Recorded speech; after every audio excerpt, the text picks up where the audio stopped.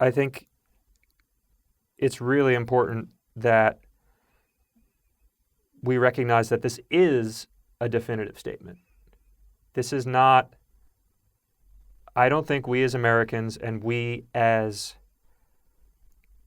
people that use facts and use data in order to construct a story, because that is definitely a portion of the Joe Biden, and I don't mean him specifically, but that side of the aisle.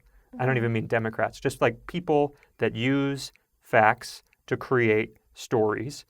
And then in addition to all the soaring rhetoric of life, liberty, and the pursuit of happiness, you can also point back to, well, you know, this one here and this one there. So we believe that this is how we should move forward because we have a body of evidence. That body of evidence-based thinking dictates that we should make definitive statements based on the outcome of this election, even though they are razor-thin margins. They're not razor-thin margins, though. They're 4.5 million more people are voting this way.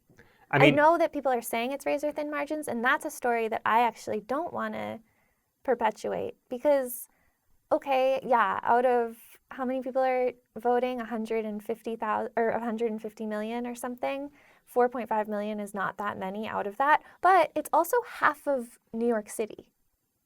The entire population of New York City is not even quite double 4.5 million people. That's a lot of people, and that's the majority that said, no, this is what we're doing, and this is the answer. And those other people are going to have to follow suit. Yes, and I think that's a part of the conversation that we should be having when we are making those statements. It's also, you know, just above majority.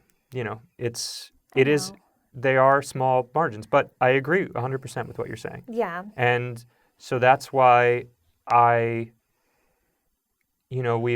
past few days we've been looking at narratives that have been unfolding, even as, you know, as people wait.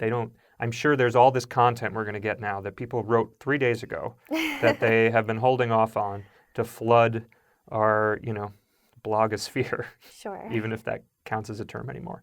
But, you know, the idea that people are saying, you know, this means that there are 70 million people that support Trump and this nation's awful, or one in particular that's really been giving me trouble is the idea that white supremacy has won. You know, that despite whatever the results are, that white supremacy has won in this country. And for me, I really have a hard time with that because there's only one way, as far as I can tell, that white supremacists respond, and that's pure naked loss.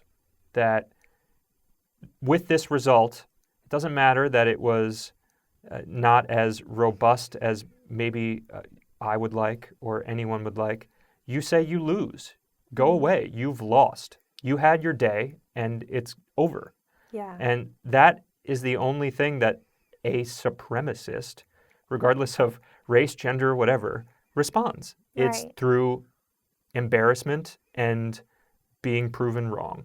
Yeah. And then the people that follow them will not follow anymore because those people that follow are bandwagoners. And, you know, and then that's how it goes away. It doesn't go away by saying it's still around.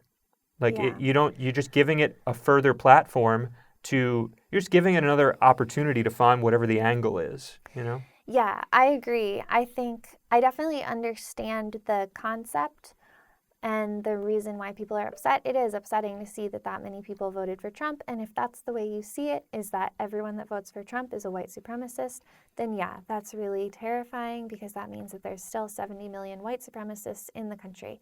But the thing is that not everyone that voted for Trump is a white supremacist, as much as that might hurt to think about. Think about that. It's not. It's just like that is such an extreme version of racism. And we're in this time right now where we're not all, but the progressive people among us, at least, and probably more than that, are trying to grapple with this idea of systemic racism and what that means to every single one of us. And especially as young white people in New York City, I think I can speak for maybe that crowd at least. I can speak for myself. Over the last months since the end of May, I've been having conversations with people and listening to things and thinking with myself about how systemic racism has infected me and how it affects me on a daily basis and what it is, my thought processes that are related to things like that. And occasionally I catch myself thinking something that would be considered a racist thought, not, and this, because it's such a spectrum, it's probably on the very light side of these things, like some sort of very general stereotype might come in, where I cross the street if I see someone, or I freeze up for half a second before I catch myself and stop it. And I think that's something that, I feel a little nervous saying this right now, knowing that we're gonna put it public, but whatever.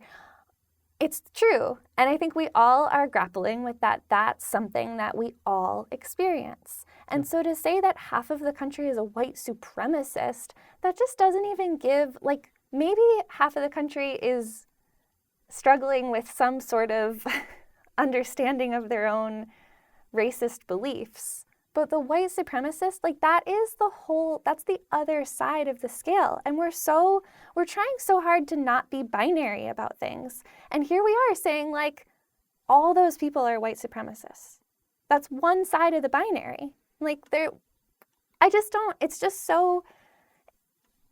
It's just not intelligent to say something like that so plainly. Yeah. Yeah, I agree. And I just know that we're smarter than that. Mm-hmm. And I think that that's a problem that I think language is really important. And I think people repeat things, and we've seen that with Trump. And I just don't want to be on the side of things that is just blindly repeating things that aren't really quite telling the whole story. Yeah. Yeah.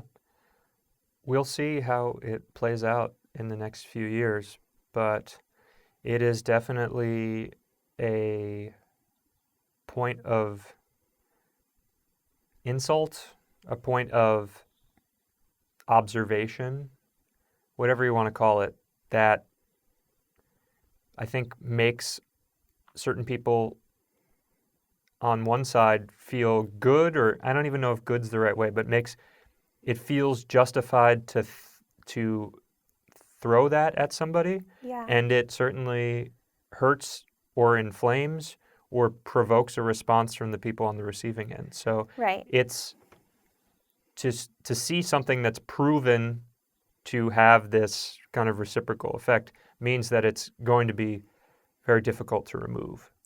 Yeah, well, it's easy. I think to circle back a little bit to, we mentioned critical thinking earlier. This is a little off topic, but I'm going to say it anyway. There's people that are saying, well, I've done my own research about masks and I'm not going to wear one because I'm a critical thinker and I've done my own research. I think what they're actually saying is, I've read a whole bunch of different things and I chose the one that was easiest for me to think about because it aligned with my views. And that's not critical thinking. Critical thinking is hard. It makes your brain hurt. And then you come out the other side having hurt your brain in a way that twists things around and then makes you make new connections. And then you have your thought process, and it may or may not be right still at the end, but at least you have actually done the work. And I think this labeling people as white supremacists is kind of similar to that, where it's easy. It's easy and it aligns with what you think, and you don't have to challenge yourself to find any other reasons why people might have liked Trump, because it's upsetting. I get it. I don't really like to think about his potential positive qualities that people could be drawn to, because I don't want to see them, because he scares me and he's an upsetting person. He's a mean man. So I get it that it's easier to just say anyone that voted for him is a white supremacist, end of the story, but that's not critical thinking. Yeah. Yeah, and in addition to bringing up the point of critical thinking, which I think is important, and we should encourage as many people to do, and we should encourage ourselves to do.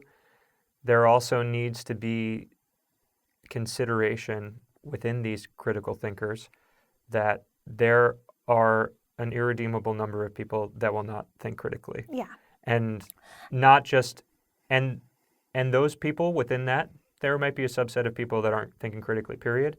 And then there might be a subset of people that are thinking critically about other things that you're not thinking critically about. Yeah. And there needs to be some sort of space to have empathetic language and behavior towards those subsets of people. Yeah, and I think every subset of people that's involved in this, because the people that are saying this sort of simplistic thing of like, well, I'm not going to talk to those people anymore because they're all terrible people, end of story.